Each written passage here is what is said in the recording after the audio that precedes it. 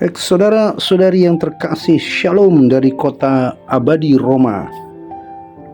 Pada hari ini tanggal 11 September 2025, kita diajak untuk merenungkan dari surat Rasul Paulus kepada umat di Kolose bab 3 ayat 12 sampai dengan 17, Injil Lukas bab 6 ayat 27 sampai 38. Dan tentu saja permenungan kita pada hari ini diterangi dengan pengalaman kami berziarah ke 4 pintu suci, 4 basilika. Kemarin kami melalui pintu suci di Basilika Santo Paulus di luar tembok, outside the wall. Hari ini kita menyelesaikan 3 pintu suci di 3 basilika. Saya mengawali dengan sebuah ilustrasi. Bayangkan sebuah rumah yang pintunya selalu terkunci. Anak-anak ingin masuk tetapi kuncinya hilang. Para orang tua ingin pulang tetapi pintunya digembok.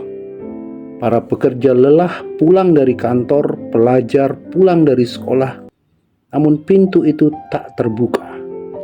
Apa yang terjadi? Orang-orang akan bingung, marah, kehilangan rasa aman, bahkan kehilangan harapan. Namun betapa berbeda bila pintu rumah itu terbuka lebar.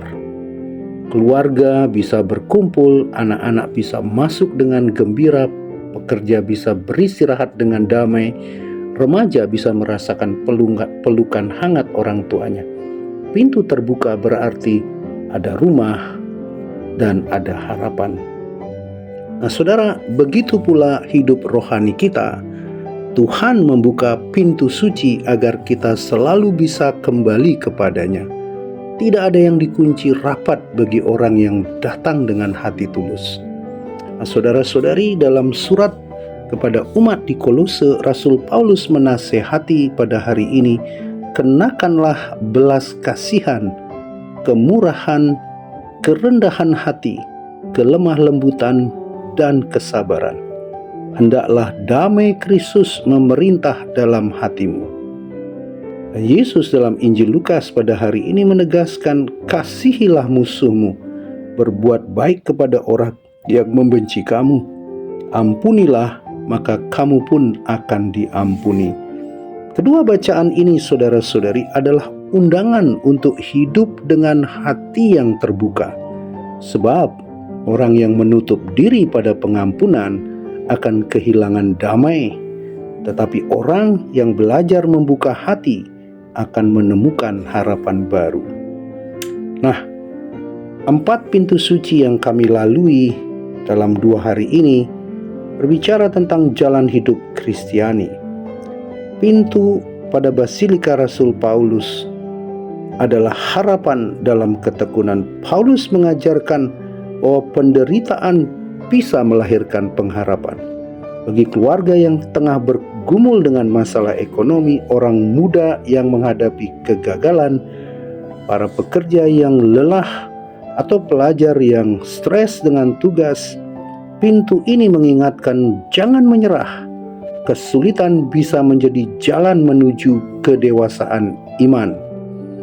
Lalu kemudian pintu pada Basilika Maria Maggiore berbicara tentang harapan yang lembut. Bunda Maria mengajarkan kita untuk mencintai dengan kelembutan.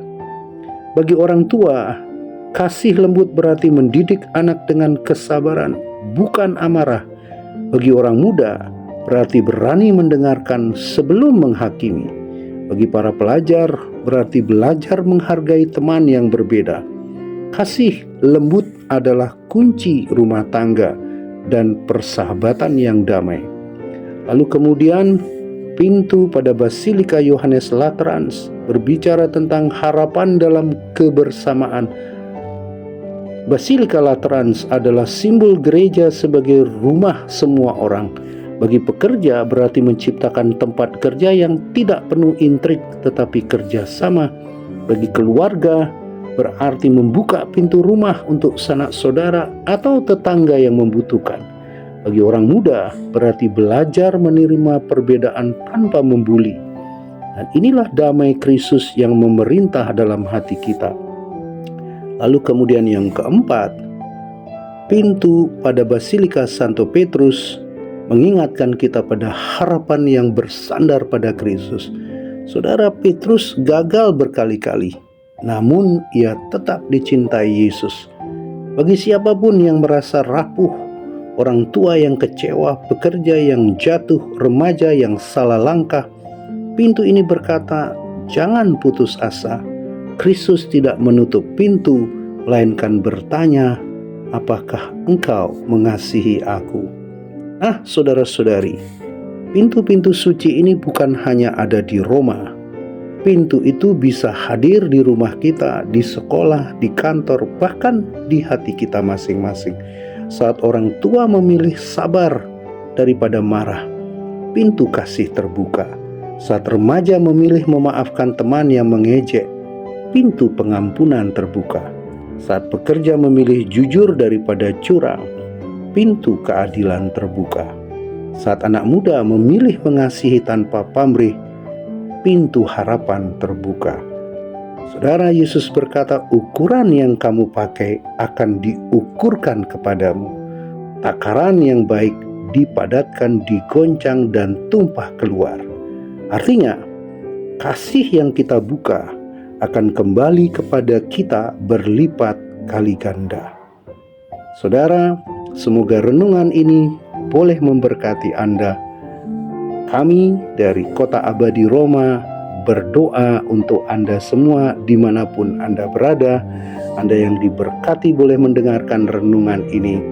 Shalom. Tuhan memberkati. Amin.